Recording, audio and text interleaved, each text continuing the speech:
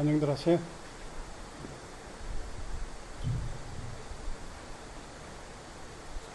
수고들이 많습니다. 아마 저도 올해까지만 출연하고 내년에는 이거 안 올 가능성이 많습니다.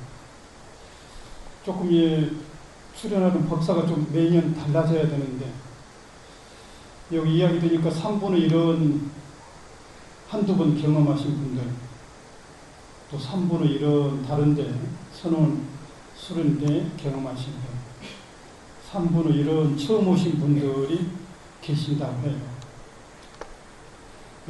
선 이야기가 새로운 분들에게는 용어 자체도 썰고, 그래서 상당히 이야기가 어렵고 졸리고 그럴 거예요. 그래서 특히 저 강의 때는 한두 번 들어본 사람은 졸아도 좋습니다.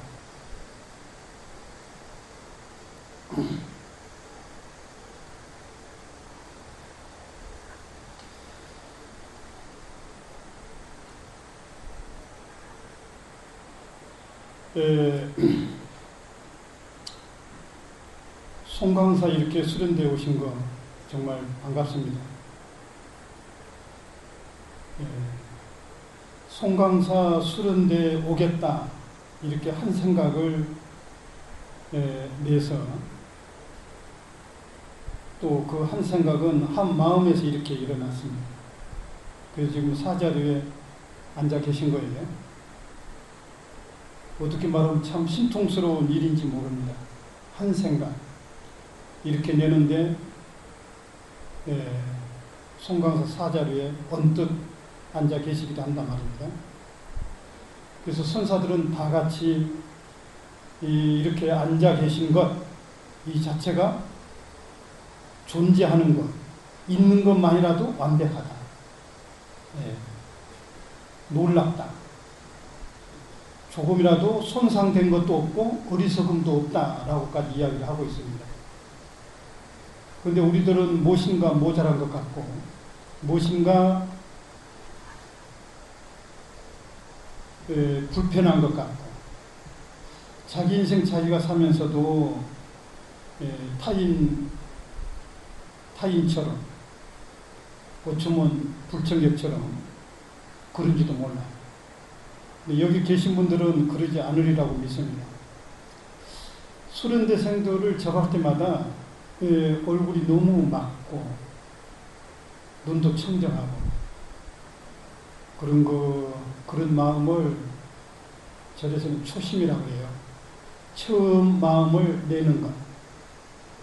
또 발심이라고 이야기를 하는데 깨달음을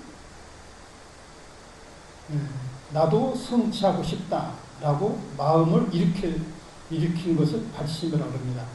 발보리심의 준말이 발심입니다. 이러한 의지는 대단한 거예요. 그래서 이렇게 마음을 내는 그 마음이 여러분들 평생 동안 변하지만 않는다고 하면은 이것은 여러분들이 그렇게 공부하고 싶어 하고 깨닫고 싶어 하는 궁극적인 삶의 내용이 다 이루어지고 있는 것과 같다. 저는 이렇게 승려생활 한 지가 40년 가까이 돼가는데 여러분들이 이렇게 딱 보면은 저보다 더 맑아 보여요. 저는 이제 나이살이 먹어가지고 상당히 여러분들처럼 막지도 못하고 그런 초심도 지나버렸고 발심도 잘 안 된 듯해요. 여러분들은 대단한 거예요. 여러분들이 수련대를 송강사 가고 싶다. 또 두세 번 오신 분들은 이 초심의 마음이 잘 안 날 수도 있어요. 그래서 구참 수자들이 큰 스님을 찾아뵙고 공부가 참 안 됩니다. 스님 이럴 때는 어떻게 해야 됩니까? 라고 말하면 큰 스님들이 한결같이 초심으로 돌아가라. 그런 말을 하곤 합니다. 그런데 그 말은 참 익숙하고 이해를 할 것 같으나 그 초심, 약간 설레고 긴장되고 뭔가 불편하는 그런 마음가짐이 선뜻 일어나지가 않는단 말이에요. 너무 길들여 있거나 당연하거나 마지못해서 오셨거나 이런 것들이 저희들에게는 멋스럽게 깔려져 있기도 합니다. 여기는 나이 든 분들이 꽤 있어서 연애 경험도 많았겠네요. 사랑하는 사람을 만나겠다, 만나고 싶다라고 해도 가슴이 콩닥콩합니까? 초심의 마음도 뭔가 설레고 긴장되고 뭔가 불안한 것 같은 느낌이 있는 거예요. 이것은 진리를 정해보고 싶어하는, 속내를 드러내보고 싶어하는 어떻게 보면은 가장 순수한 마음인지도 모릅니다. 근데 이런 게 여기서 처음 수련대에 오신 분들은 그런 감정이 좀 있을 거예요. 그 감정은 초심이라고 하는데 이미 진리를 깨달은 것과 같다. 똑같은 입장으로 보고 있는 겁니다. 여러분들이 이제 돌아가실 때까지 초심을 잃지 않는다고 하면은 공부할 것도 없는 거예요. 그래서 첫 이야기를 부처님 당시 때는 유마거사가 유명했습니다. 부처님 제자들도 꼼짝을 못했고 중국에서는 여러분들이 알고 있는 분도 계시겠지만 방거사가 마주선사의 법을 이을 정도로 깨달음을 성취한 분이죠. 한국에는 부설거사가 유명하거든요. 오늘은 방거사 이야기를 약간 이야기를 해드리겠습니다.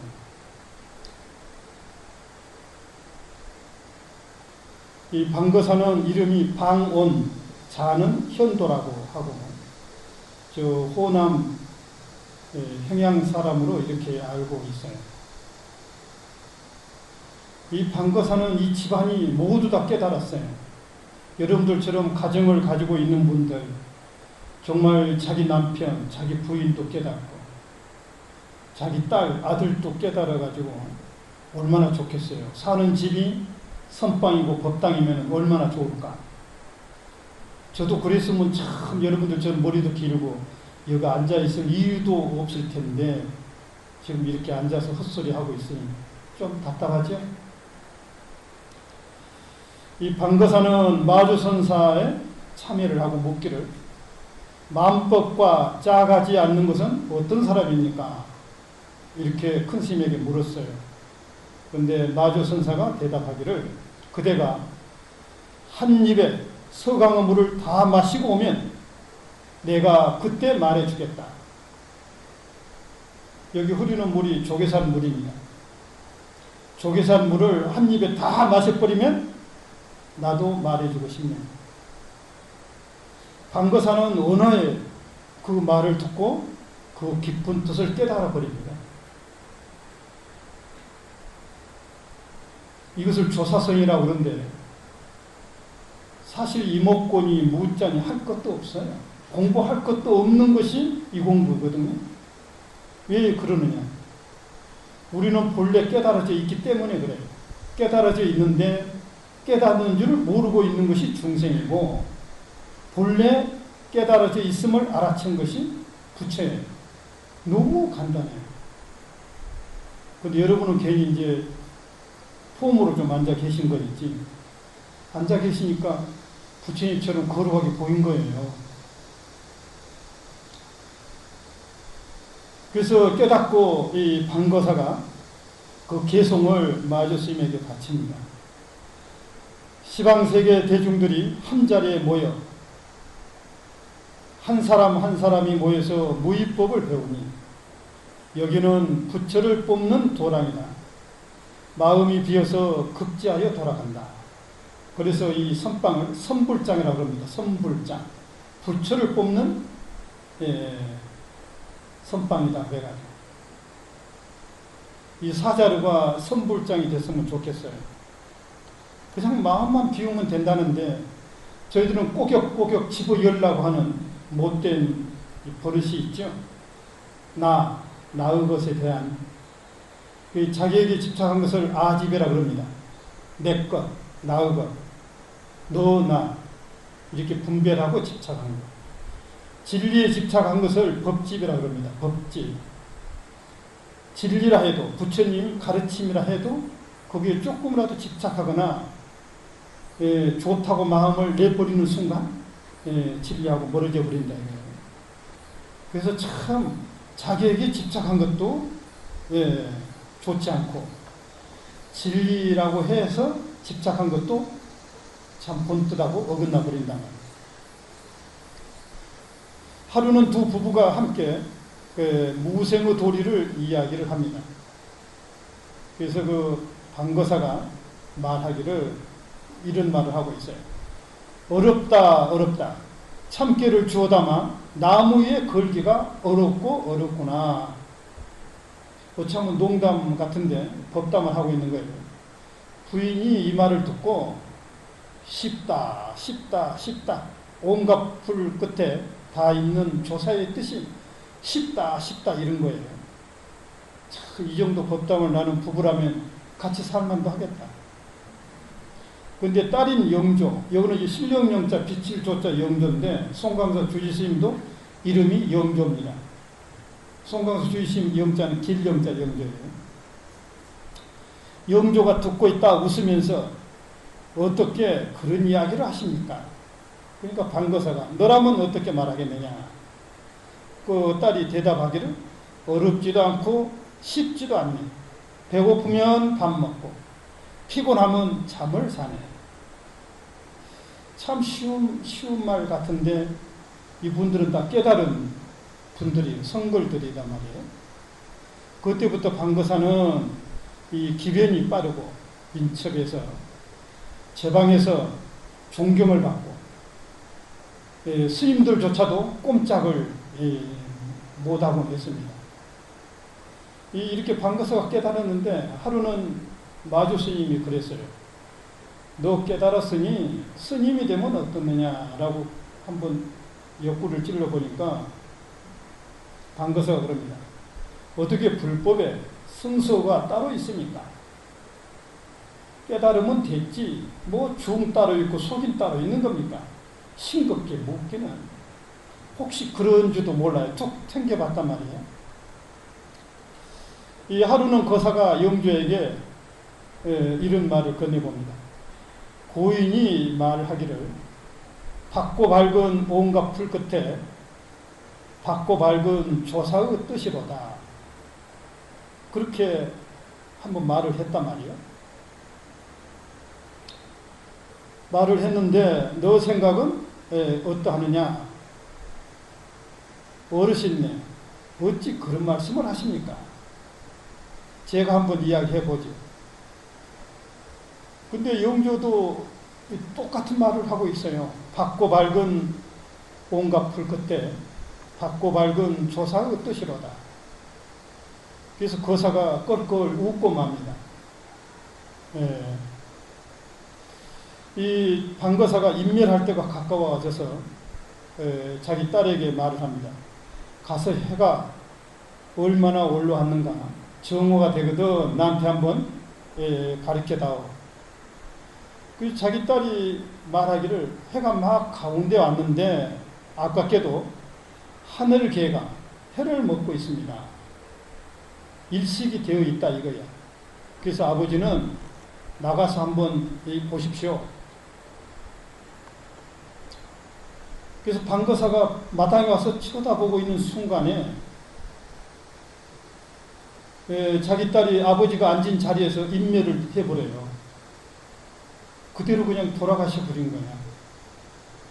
그래서 방거사가 보고 죽으면 습히 올 법도 하는데 이분들은 다 깨달은 가족들이 돼가지고 야, 이 딸내미가 나보다 먼저 가다니 빠르구나 눈치 않나 빠르다. 가장 좋은 날 가려고 했는데 이놈 딸내미가 눈치를 채가지고 뭔지 몰랐지로 하고 그냥 눈 감아보고 가본 거예요. 그래서 생사가 정말 이렇게 관자재할 정도 된다고 하면은 그런 딸 하나 괜찮겠죠? 그래서 이 방거사는 입적할 날을 놓쳐버립니다. 그리고서 한 일주일 정도 기다리고 있다가 참 죽음을 기다린 사람도 있으니 참 재미있다. 그래서 지방 목사인 우적공이 병문자 찾아옵니다. 그래서 방거사는 모든 것을 공으로 하되 모든 없는 것을 절대로 실답게 하지 마시기 바랍니다. 세상에 잘 계시오. 모든 것이 그림자 같고 메아리 같은 것이니, 그러면서 그 우족공에 무릎을 베고 입적을 해버립니다. 그래서 그 유언을 남기기를 시신을 화장해서 강이나 호수에 뿌려달라, 그렇게 부탁을 해요. 뭐 탑을 만들어 주거나 뭐 사리탑을 만들거나 이런 구질구질한 이야기를 안 합니다.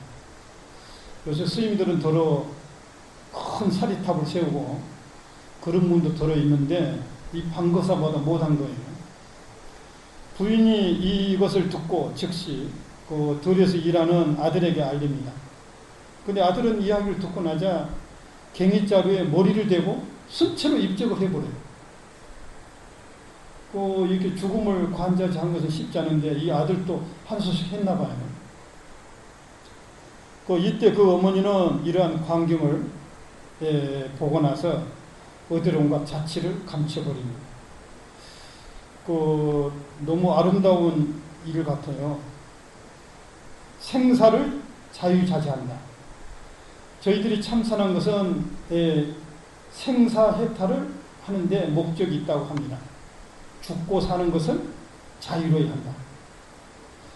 참 말같이 쉽지를 않습니다. 어쩌면 지구상에서 존재하는 동물 중에서 인간만이 유일하게 자아에 대해서 문제 삼고 고민하고 그런 장본인도 없으신 것 같아요. 본 한 생애를 통해서 나는 누구인가 하고 씨름을 하고 사는 수행자가 있는가 하면 또 집에서 적게는 1년, 이렇게 1년에 4박 5일 정도 이렇게 오셔서 새삼스럽게 나는 누구인가 한번 자기 정체성에 대해서 한번 알아보고 싶다. 아마 인간은 죽은 날까지 자기 자신에 대해서 환연하게 아는 분들이 그렇게 많지는 않을 거예요.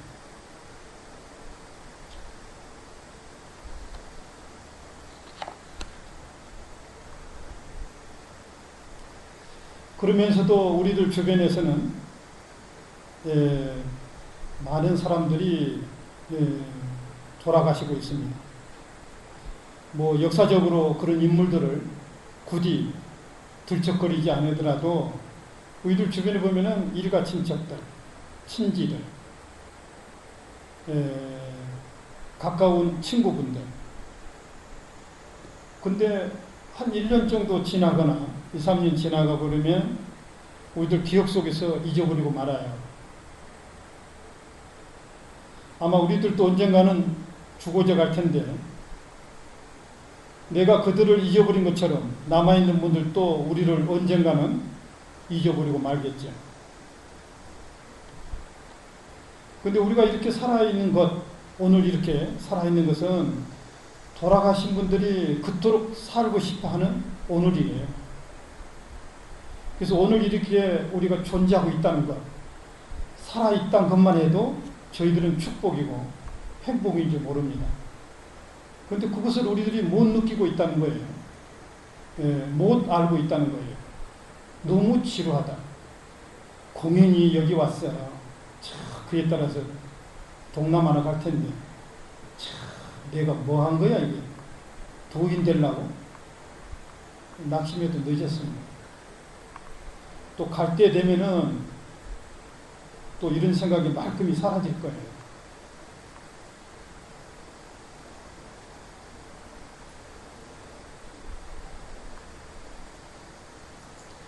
저희들은 살아있는 동안 삶의 경험 속으로 여러분들처럼 이렇게 뛰어들어야 됩니다. 좀 더우면 어때요? 여러 가지 환경이라든가 여러분들을 정말 모시고 수련할 만한 여러 가지 시설이 불편한데도 송강사 수련대를 한번 안 가봤는데 한번 그래도 가보자. 이번에는 꼭 내가 한번 무엇인가를 알고 싶은 것 알아질란지 모르지 않나 그런지도 모르죠. 살아있는 동안 철저히 삶을 이해할 필요가 있습니다. 저희들한테 시간이 그렇게 많이 주어지질 않아요. 경전에 나와 있는 것 말을 주장하지 않더라도 숨 한번 들어 마시다가 내쉬지 못하면 죽는 거예요. 또 내쉬다가 들어 마시지 못하면 죽고요. 호흡지간에 있거든요. 요새는 관리만 잘하면 89세까지는 삽니다. 근데 지금 살아왔던 거 빼버리면 좀 아깝지만 언제 돌아가실런지 모르지. 저희들이 태어날 때 울면서 태어난다 그래. 난 태어난 것을 못 봤어요. 불기시가 마음은 화를 하고 태어난 거야. 아! 하고 태어난 사람 없을 거야. 엉해 하고 태어난가? 근데 태어난 꼬마는 울고 태어나는데 주변의 가족들은 즐거워합니다. 야, 너가 태어나다니. 옥동자가 태어나다니. 아마 우리들이 죽어갈 때도 이 법을 깨치는 선사들은 웃으면서 노래를 하고 갑니다. 그것을 임종계 혹은 열반송이라고 그럽니다. 근데도 주변 사람들은 슬퍼서 울 거예요. 흐느적거려요. 그 아까운 사람. 그냥 감정에 복받쳐가지고 울고 불고 할 거예요. 우리도 내일 모레 돌아가실 거인데 돌아갈 때 얼마나 좋겠어요. 미소라도 짓고 노래라도 한 거라 탁 살피라도 하나 하고 가면은 얼마나 좋겠어요. 그 부산에 어떤 분이 계셨는데 그분이 살아서도 어떤 스님이 법을 물었나 봐요. 스님의 경계는 어떻습니까? 그리고 손을 싹 내보이다.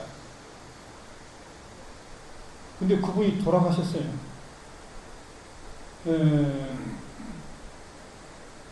근데 돌아가신 소식을 듣고 3일 후에 갔는데 돌아가신 지가 3일이 지났단 말이에요. 근데 이분이 장난기가 동했는지 다시 한번 물었다 그래요. 스님이 돌아가신 지가 3일이 지났는데 내 말소리가 들립니까? 그러니까 그래 하고 손을 내밀더래. 아이, 살아계실 때도 오른손만 내밀더만 왼손은 뭐 잠자고 있는 거예요? 그래 그러면 왼손을 내밀지 톡 내밀더래. 그래서 이것은 잠꼬리 같은 소리일지도 모르는데 저희들에게는 믿기지 못할 이런 일들이 있기도 합니다. 우리들이 돌아가신 것은 확실하거든요. 돌아갈 것이거든요. 이 돌아갈 무렵에 돌아갈 때 모두 본 어떤 의미로 보면은 그 사람이 한 생애에 살았던 진솔함을 다 보여준다고 합니다. 살아있을 때는 이렇게 정말 크게 부자도 아니고 크게 지혜롭지도 않는데 돌아가실 때 아주 아름답게 돌아가시면은 매력이 있어요. 내가 여기 첫 입사 났을 때 대우 노장 스님이 계셨어요. 그렇게 훌륭한지도 모르고 법문도 안 하시고 그랬습니다. 근데 한 도랑을 걷다가 이렇게 끄떡 넘어지셨거든요. 그리고 일주일 동안 조용히 누워 계시다가 몸이 불편함을 보이시다가 돌아가신 거예요. 많은 사람들이 돌아가면은 스님도 마찬가지입니다만 염을 하지요. 염을 한다는 것은 뭐예요? 콧구멍, 귓구멍 그런 그 아름답지 않는 구멍을 혹시 썩은 물이 나올란가 싶어서 숨으로 틀어 막습니다. 그것을 염한다고 그래요. 아무리 사랑한 사람도 일주일 정도 나면 냄새가 납니다. 썩은 냄새. 아주 아름답지 못한 거죠. 그런데 그 스님은 너무 깨끗해가지고 염도 안 하시고 흔하게 관도 안 하셨어요. 그래가지고 이 화장을 하셨단 말이에요. 스님들은 죽으면 저러나 그랬어요. 입산한 지 얼마 안 돼가지고. 그래가지고 입산한 지가 꽤 오래됐는데 여러 스님들이 돌아가신 거 봤는데 그 스님처럼 깨끗하게 돌아가신 것을 구경도 못했어요.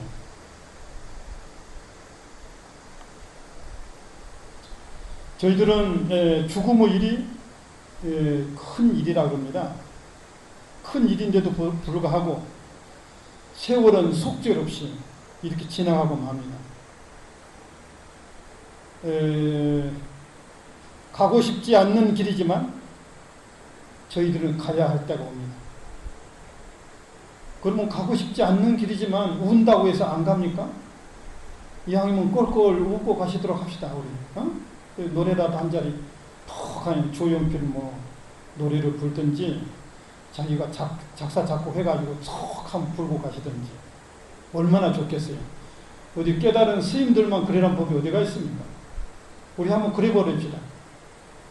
그런 노래는 연습할 필요도 없어요.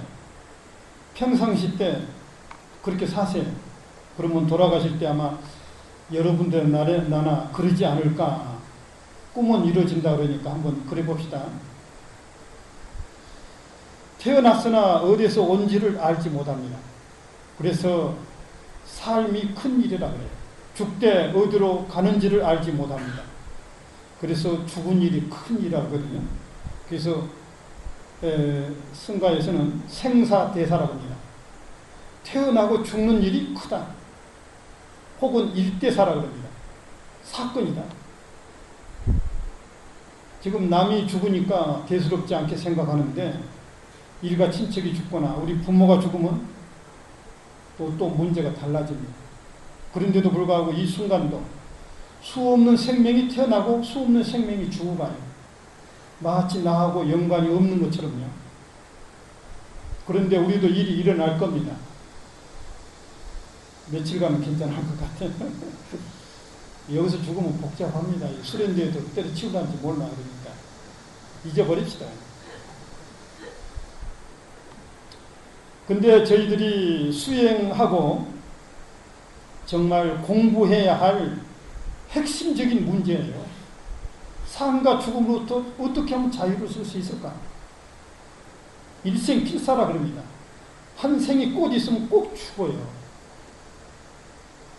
절에서는 좀 무상하다 그래요. 그래서 그 성문이 보면은 이렇게 말하고 있습니다. 태어남이란 어느 곳에서 오며 죽음이란 어디로 가는 것인가? 태어난 것은 한 조각 뜬구름이 일어난 것과 같고 죽음이란 한 조각 뜬구름이 사라진 것과 같다. 뜬구름 자체는 본래 실체가 없고 태어나고 죽고 오고 가는 것도 또한 그러하다. 한 물건이 항상 홀로 드러나 있어서 밝고 밝아 태어나고 죽음을 따르지 않는다. 저 허공은 죽음을 따르지가 않아요. 마치 맑은 허공에 흰 구름이 언뜻 생겨났다가 언뜻 사라진 거예요. 그런데 허공은 없어진 적도 없고 줄어진 적도 없고 생겨난 것도 없는 것이 허공이라고 합니다. 그래서 그 절집에는 무량수라는 말이 있죠. 무량수, 무량광이란 말이 있는데 그 무량광이란 말은 무량수라는 말은 영원한 생명의 질서란 말이에요. 지금도 이 순간에도 무수한 생명들이 죽어가고 태어나고 죽어가고 태어나고 그래요. 그런데 그 생명의 근원, 영원한 생명의 질서는 한 번도 태어난 적도 없고 멸한 적도 없다.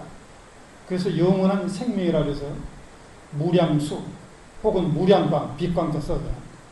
영원한 생명의 빛이라고 합니다. 그렇게 좀 대범하게 가질 필요가 있어요.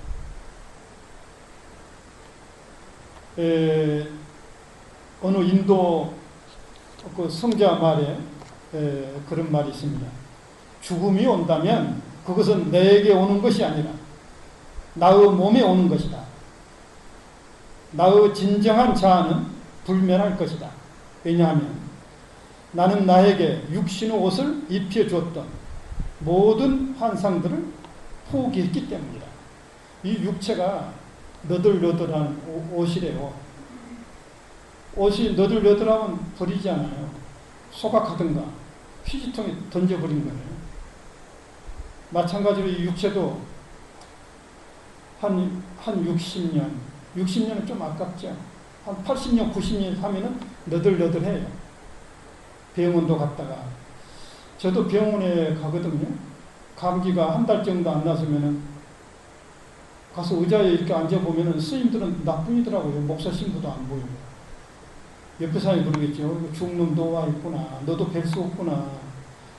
그렇게 관심도 안 갖겠지만 나는 어느 날 그런, 아이고, 병원은 아픈 사람이 온 거이지.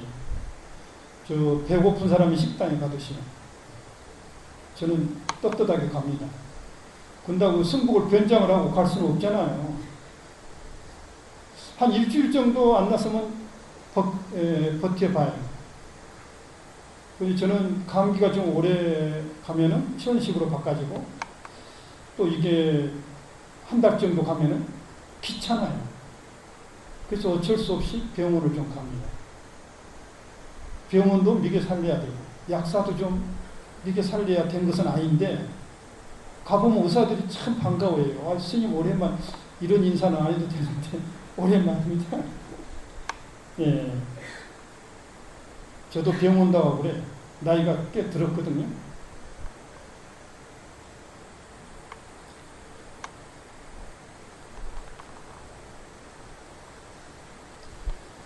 절집에서는 이 육체를 여러분도 잘 아신 것처럼 그냥 사대라 그럽니다. 지수하풍, 살덩어리, 약간 랫덩어리는 그냥 흙으로 보고요. 숨 쉬고 이런 것은 공기로 보고 따뜻한 불기운은 그냥 화로 보고요.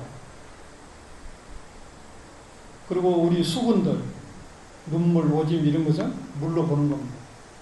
이것이 어떤 인연으로 모여서 나라고 하는 홍길동이라는 사람을 만든 거예요. 그런데 이거 기능이 다 하면은 물은 물대로, 불은 불대로, 흙은 흙기운대로 흩어져 본 거라 이거예요. 그래서 그 육체에 너무 매달리지 말아야 되는데 사는 동안 안 씻겨주고 안 입혀주면은 냄새가 나, 지저분해요. 그래서 맨날 이렇게 해줘도 어느 날 나 몰라라 가본 것이 또 육체인데, 이 죽고 사는 일이 생사대사라고 하는데 어떻게 하면은 죽음으로부터 자유를 줄 수 있는 길이 있다고 하면은 한번 그 길을 저희들이 한번 가보자 이것입니다.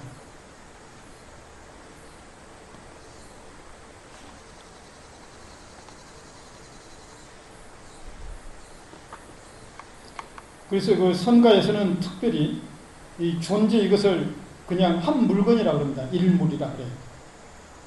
혹은 본래 면목, 혹은 주인공, 혹은 공급 이전의 자기, 뭐 등등 이렇게 부르고 있어요. 그런데 한 물건이 상당히 매력이 있어 보이잖아요. 어느 물건이 이렇게 앉아 있어요. 참 생긴 것도 저렇게 관세음보살처럼 생겼을까. 남자들은 문수보살 같이 생겨서 나보다 낫다. 그런데 서산대사는 당신 성가구감에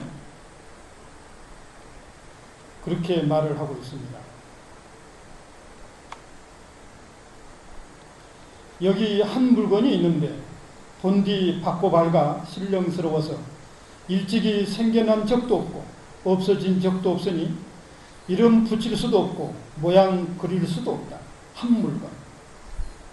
이 한 마음은 뭐라고 이름할 수가 없어서 그냥 그것을 한 물건 혹은 한 마음이라고 했어요.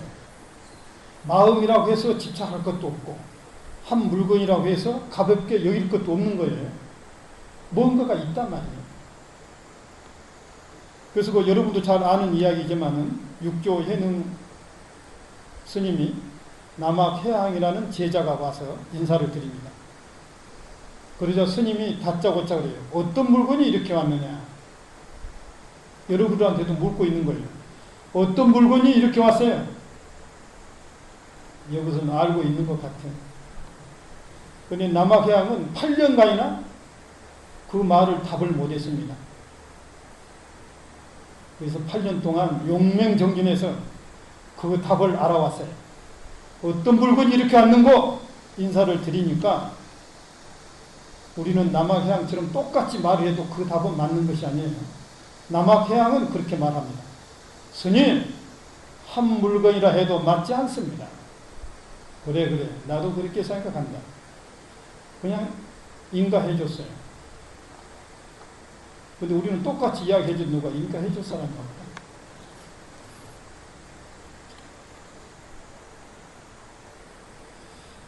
주변에 가장 성공한 사람들을 보면은 평생 배우는 사람입니다. 그들은 끊임없이 묻고 이 경이로운 세상을 탐험합니다. 학생으로서 혹은 수행자로서 저희들 스님들을 혹은 학인이라고 그러기도 합니다. 배우는 사람 혹은 수행자. 예. 내나 수행자나 학인이나 같은 말입니다. 배우면서 가르치고 가르치면서 배울 때 이 삶의 활력이 넘칩니다. 이 나이에 배울 게 뭐가 있어? 배워서 어디다 쓰게? 그런 생각이 있는 한 저희들은 늙은이 냄새가 나고 그 늙은이 속에는 죽음의 그림자가 드리워지기 시작합니다. 별 볼 일 없어져요. 누가 묻지도 않고 누가 가까이 하지도 않아요. 그래서 그 늙은이들은 어떤 놈으로 늙어가면 아름다운 거예요. 늙은이의 찬탄. 늙은이는 저 고목과 같아요. 늙을수록 하는 일이 줄어들고 자유로워져요. 늙을수록 지혜로움이 있다고 하면은 지혜로운 늙은이를 뭐라 그럽니까?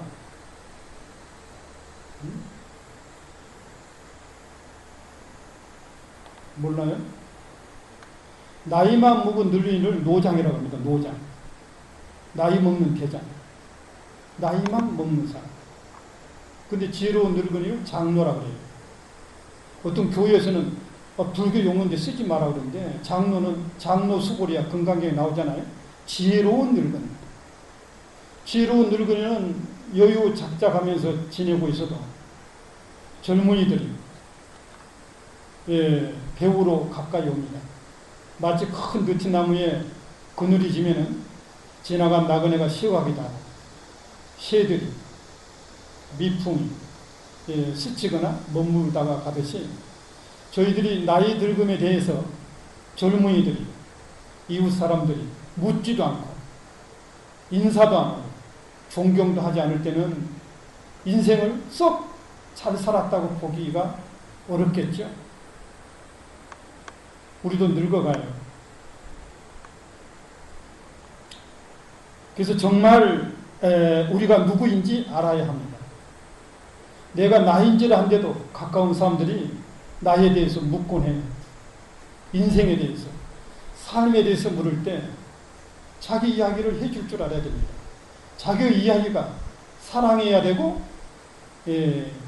지혜해야 되고 행복해야 돼요. 우리는 스스로 행복할 자격이 있어요. 자격이 있으면 믿어야 됩니다. 우리의 존재가 정말 가치가 있다고 스스로 느끼고 확인해 가야 됩니다. 가끔 자기 자신에게도 칭찬을 좀 해주세요. 꽤 미인이다. 꽤 잘생겼어요. 이만하면 됐지 않아? 그리고 저희들 마음은 본래 깨달아져 있어요. 완벽해요. 그 완벽함에 대해서 스스로 자각하는 거예요. 그래서 저는 가끔 강하게 주장을 합니다.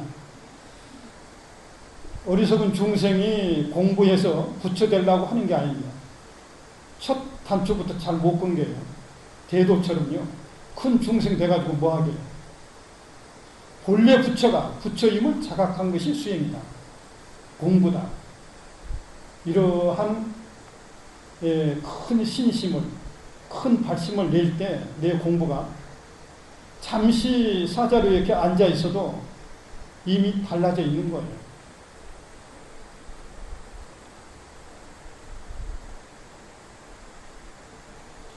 벌써 시간이 됐네요.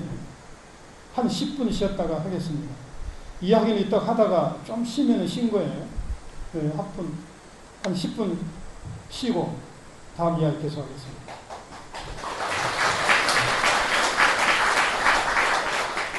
앉은 채로 담배 드리고 휴식 시간 갖겠습니다.